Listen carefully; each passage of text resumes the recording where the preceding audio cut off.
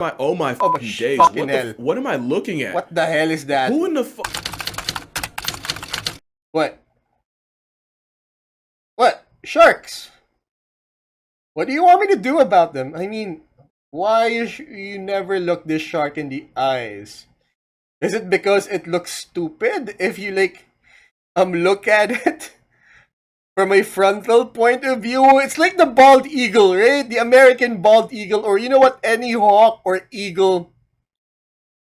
Why you always look at it from a profile but never in front, but never from a front perspective or from a frontal point of view? Because they look stupid.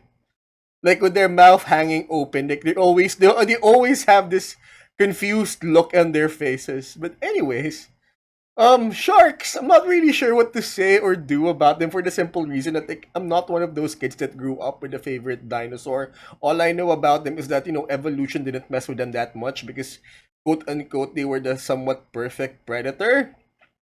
And I always made this joke every time my dad placed a bet on the lottery that he had more chances of getting attacked by a shark on dry land than actually winning the lottery. That's all I know about sharks, okay? But anyways, why don't we just see what our casual geographer has to say about sharks and why we should never look them in the eyes. Shark. To be fair, I'd pump fake the higher power and anticipate being devoured if I ever saw that in the water with me, let alone on Long Island. At least if or it turns into a catfish, or evolves into a catfish VTuber. I didn't know what it was. So here's some thresher shark propaganda, because there's honestly nothing to fear. And I mean that more for him than you. This shark needs a lot more reassurance than you do. The thresher shark has been out here. He has actual googly eyes, IRL googly eyes. Threshing for over 50 million years, and they spent all of it looking like they really need an adult. Search up social anxiety with oh yeah! So that's what that look. That's how you describe that look, that they need an adult. Skills, you will get a literal baby shark. They're physically designed to be passive. Thresher sharks can't throw hands because they don't have any. But if they did, they just twiddle their thumbs behind their back. They look like their entire existence is a jump scare. It's because the big eyes help when grocery shopping where the sun barely shines part-time. They have the same tapetum lucidum layer which reflects light back. Ow, I was trying to cross my legs. Ow. Oh, and I suddenly let go and hit the fucking desk. Ow. Ow, okay. There we go. To the retina and gives sharks night vision. Perfect for snatching prey out the dark like the Reaper. The big eye thresher took that trait and pushed the slider all the way to the edge. Cause yeah, there's actually 3 species of shark under the thresher shark umbrella. The common thresher, the pelagic thresher, and the big eye thresher. Which is a baby Looney Tunes version of the concept, with eyes rotated and angled. Why did they? Poor guy. Toward the top of the head, so the big eye can see directly above it. Those eyes are a cheat code when playing hide and seek with the things they eat. They're also the caricature of every bystander at Target watching someone's child throw a tantrum. Silent judgment, but crippling in action. And even though the eyes are involved with hunting, the tsundere shark is still pretty introvert coded. Threshers are as shy as their headshot would suggest, and there's no verified record of one attacking a human. With how timid they are much more afraid of you, and will go out of their way not to be perceived, and will even exhibit diel vertical migrations where they— I mean, with that kind of face, yeah, it should be afraid of us. Do you know how much shark's fin dumplings I have consumed in my lifetime? spend the day posted down in the cold dark abyss, only to come up to the surface at night to feed. Hence the enemy eyes, especially for a big eye thresher, which is by far the most suited for life in an everyday bird box challenge. They even have a built-in heat system where the big eye has a network of blood vessels called the rete mirabile, I hope I pronounced that right, which circulates heat to the brain and eyes, and this system allows the thresher to thresh in water colder than a yeti in a brass bra without having the metabolism of molasses like the Greenland shark. They wait 150 years to get laid. Nothing about them is fast. In fact, they might as well be the opposite. Where threshers have big eyes for sight, Greenland sharks get blinded by a parasite. And where Greenland sharks are often found where there's polar bears around, threshers can be found in waters worldwide, like under the Atlantic Beach Bridge. But most importantly, where Greenland stomachs have been found with seals, polar bears, and allegedly a human leg, a thresher shark is almost physically incapable of biting you. Their eyes are so big it somehow distracts you from the fact that they have a tiny mouth and some baby-ass teeth too. It's like they were built to be non-confrontational, with teeth that can only really grieve small fish and squid. A mini mouth to go with social anxiety, with a mama I true up face. Now a shark is a shark, and nature didn't cook for longer than Saturn's had rings just to make a shark that couldn't defend itself. But it isn't the teeth. It's the 50 Shades of Grey cosplay a normal person would call a tail. That tail is a lot longer than you think, and it's for slapping the absolute daylights out of prey with a nearly 10-foot whip. That tail hits harder than the job market for a comp sci major, and one hit can incapacitate. Oh, it doesn't bite. It slaps? Huh, interesting. Multiple fish. And once again, that tail is a lot longer than you think and can slice prey clean in half. Threshers slap prey so fast, it boils the water around them and creates cavitation bubbles. Cavitation bubbles are small pockets of pure chaos that are thousands of degrees and release incredibly destructive energy when popped. You learn something new every day. It's the same science the pistol shrimp uses to knock prey straight off the mortal plane, and these bubble nukes mean thresher sharks don't need a direct hit to life-deprive multiple fish. The process is pretty insane to witness. Scientists studying them say it's one flick of a tail, so it's like the shock wave from a whip or something. That's how it works. Followed by a mess of ruptured swim bladders and broken spines. Which the thresher shark immediately eats. Don't let the kawaii gubby distract you from the fact that if you're a fish, the thresher can demote you to flesh confetti in 2 camera frames. But the thresher can also package 12 years of prejudice on a person with one hit. There are legends of fishermen messing with a thresher until it swung its tail and took one of their heads off. Now, do I believe a grown man genuinely got his shit smacked smooth off? Not really, but the same power slap Pokemon that's eternal night-quilled at fish and even some birds. Like, yeah, they will bird strike Tweety right out the air. Could easily knock your teeth out and probably break your neck. But again, there isn't really a record of a thresher shark attacking a person, and if there is, you definitely did something. If you unless provoked. Alright, so you should be good as long as you don't provoke a thresher shark. Alright, got it. make a shark that looks like a kid caught with a DS under the pillow at 2 a.m. choose violence, you ask for it in everything but writing. He's just a shy shark, but he's not the shy That's a shy shark. Haplobephorus edwardsii is a type of cat shark, also called a happy eddy. The Haplobephorus genus has 3 other species: the plain happy or the brown shy shark, the pretty happy or the dark shy shark, and the natal shy shark, or happy chappy. And the happy eddy's more common name is the puff adder shy shark, named puff adder due to sharing the venomous serpent's skin pattern. But it's also been called the donut because their personality is the polar opposite. When the puff adder shy shark gets scared, it'll curl itself into a ring and cover its eyes with its tail. That way it protects its vital organs and makes the shark harder to swallow. It also makes them virtually invisible off the fact that if they can't see you, surely you can't see them. Or they'll just play dead and pray that whatever triggered it loses interest. To be fair, it's not for no reason. Happy Eddy is a crazy name for a shark that gets bullied by everything. Bigger sharks like 7 gills will prey it almost makes me feel sorry for it.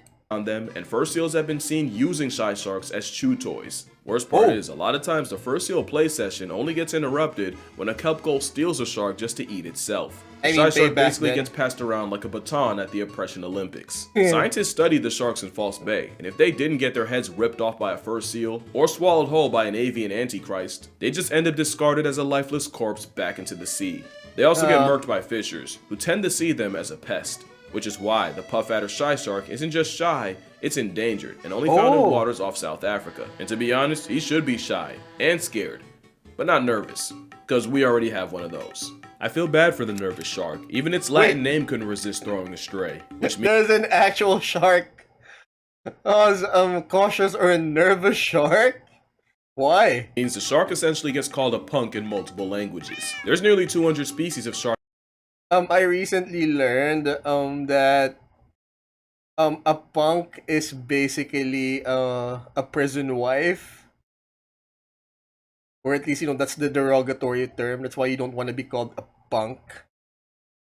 But then again, it also stands for that type of music. But for some reason, in prison or in quote unquote criminal or gang terms, a punk is something that you don't want to be because that means you're gonna be a prison wife or you're a bitch. that can be found in Australia, and the nervous shark seems to be the only one who knows it, as they're incredibly shy and timid. Nervous sharks are notoriously difficult to get on camera, because most won't let you get close enough to try, which means this is one of the few times where the prey is infinitely scarier than the predator, as nervous sharks have been known to eat venomous sea snakes. Ooh. That same shark requires the mannequin challenge just to be perceived, because any small movement or even the click from a camera sends them swimming off into the abyss. It's actually not uncommon to see them in a group, or a shiver as it's called, but let one lay an eye on you and the whole show will go ocean incognito. And with all they do to social distance from us, it makes sense that almost every picture of them taken was against their will. So imagine what it's like to be a blue shark. Blue sharks look like they were told a dirty joke years ago and are still shocked as hell at the punchline. Like the pressure, blue sharks have big eyes. These people really need to chill.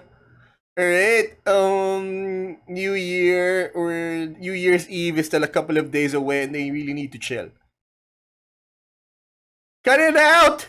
Holy crap! To help with hunting and clocking prey in the dark, since the predatory pinhead does most of his work at night. And like many sharks, blues use counter shading, meaning if you're looking at them from above, the blue roof blends in with the blue counter shading, because that's what you're below them, the white underbelly disappears in the light from the sky. But it's possible the color-coded camouflage is for hiding from more than just prey. In 2012, dive operator Chris Follows was leading a group a little off Cape Town as usual, with a group of 10 blue sharks pulling up on the bait Chris had set. Chris was a 20-year dive veteran at this point, so this wasn't new to him, or at least it wasn't until a big male fur seal spawned in and tore one of the sharks in half and started feeding on its abdomen. He then eviscerated another shark, and for dessert, he bisected a third. The seal savaged 5 sharks in a row until Chris eventually shoved off, but it's likely the seal clutched a 1v10 with very little effort. As insane as that was, if Chris had a nickel for every time he watched a shark get murked by a seal, he'd have 2 nickels. Cause in 2004, he watched the first seal chase down a blue shark, toss it into the air, just to disembowel it and eat his stomach and liver. So forgive a predatory Poindexter if he looks like he's constantly afraid of getting his lunch money taken. It's actually one of the reasons blue sharks aren't super common in aquariums. They're not super hard to feed and house, but they often get bullied by tank mates like bull, gray reef, sandbar, and sand tiger sharks. And by bullied, I mean the blue sharks got eaten alive in front of a live viewing audience as soon as it got introduced to another species. That and they have the habit of brushing against tank walls until they rub their skin raw and die of an infection. Who would have thought that a shark that can travel thousands of miles in a year essentially self-destructs in a fishbowl? Alright, so we have a very self-destructive shark. Got it, good to know.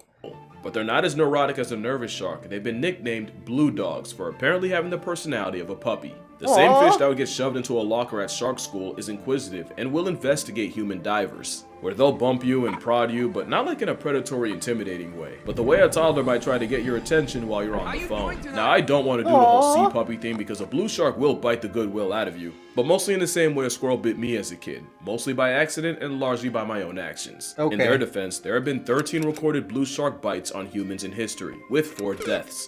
On the other side, the blue shark is the... I mean, more people get killed by vending machines and cows on a yearly basis.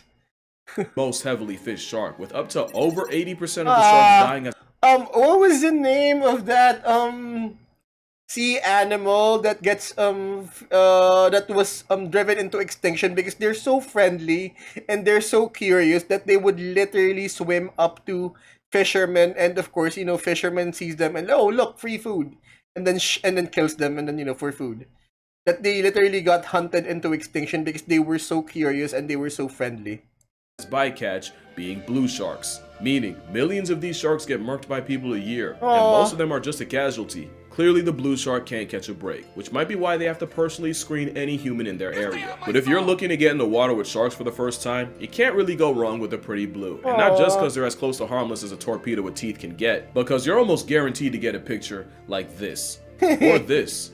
Maybe even this. Or maybe, oh my fucking days. What am I looking at? What the hell is that? Who in the oh, that's George. The Port Jackson shark is named after Port Jackson to Sydney Harbor. And that was named after Sir George Jackson. The Port Jackson shark is a harmless cinnamon roll of a predator, unless you're looking at it from the front, or if you step on them, because their dorsal spines are believed to be venomous. Though if you have the heart to step on this shark, you deserve the consequences. Especially because there's not really a case of a Port Jackson attacking a human, and I say not really because of what went down in 2011. which wasn't really an attack more than the poor Jackson clamping its mouth around a Victoria man's leg. But it wasn't hard enough to draw blood, and the man was still able to swim away with the shark attached, so it was more like the shark version of an ankle, but I mean a child hugging your leg. That is the closest a literal cuttlefish gets to violence. They don't even bite in the traditional sense. PJ sharks have smaller, pointed teeth in the front for things like small fish, and flatter teeth in the back to crush mollusks, and you can actually tell the age of a shark based on the type of teeth you find more of in their mouth. They also have some of the weirdest eggs I've ever seen. I know that kind of came out of nowhere, but I didn't know how to transition to the topic, and I couldn't. I've seen these before. Alright. Not let this slide. It looks like a screw, because that's exactly what mothers do. They'll screw the egg into rocks, coral, or any crevice so it doesn't get dislodged later. Unfortunately, that doesn't stop other fish or even other Port Jacksons from uncovering the eggs and slurping the egg yolk out like an amniotic go-gurt. But the main reason I'm bringing George up is because they're so cute it actually makes me angry. I guess that's just cuteness aggression. I aggressively want to protect this shark at all costs. Now again, I don't want to push the sea puppy thing because I believe that could be just as bad for sharks as demonizing them. But the PJ makes that real difficult with the fact that they I think that's all Jaws' fault. You know, that Steven Spielberg film back in the 80s about a great white shark or something. Yep. Form genuine bonds with people. Rick Anderson is an Australian diving instructor who's been in a nearly decade-long relationship with a shark. Rick met her as a 6-inch freshly hatched Port Jackson pup while leading a diving class. According to him, he just wanted to show his students how friendly the sharks could be and coaxed one of them onto his hand so he could give her a pet. In return, the shark showed Rick just how committed a she shark can be, as she'd be attached to him ever since. Even as a 6-foot adult, she'd actively ignore and swim past other divers just to get her cuddle time with Rick. And no, he never fed her, he never even gave her a name yet, like a homing pigeon. If he was in the water, she'd find him. A beautiful story. For a shark so adorable, you could just take one and put it in your pocket if they did. They recognize actual people. Grow to the size of an NBA point guard. Luckily, there's a shark for exactly that, and you'll never guess its name. The pocket shark was found completely by accident. It was during a Gulf of Mexico expedition meant to study sperm whales that scientists found a shark that honestly looks like a whale nature shrunk as a vet. The name comes from the fact that you could honestly smuggle one in your pocket, but also for the small pockets these sharks have under their gills, which are filled with bioluminescent fluids. It's believed that this imitation whale squirts glow-in-the-dark ink as a distraction against predators. We say believed because we can only assume off of the 2 specimens that have ever been caught. What's not a theory is that this baby-faced bioluminescent flashlight has invariably increased my will to live. Although you could say that about any shark here. And on top of that, that's going to do it for this video. I'm going to humbly beg you not to use this video as an excuse to cuddle up to a shark. Not only could that be remarkably bad for your health, but treating a whole predator like a sea puppy might be just as bad as seeing every shark as another installment of Jaws. You can love them, hate them, I'd rather you love them, but damn it, you're gonna respect them. Make sure you drink water, hug your mother, do not hug a shark, please. Touch grass, call your father. Thank you all for another great year, and I'm gonna see y'all in the next one. What happened? He's got your Ricky! What the hell? He didn't get your penis, did he? Bye!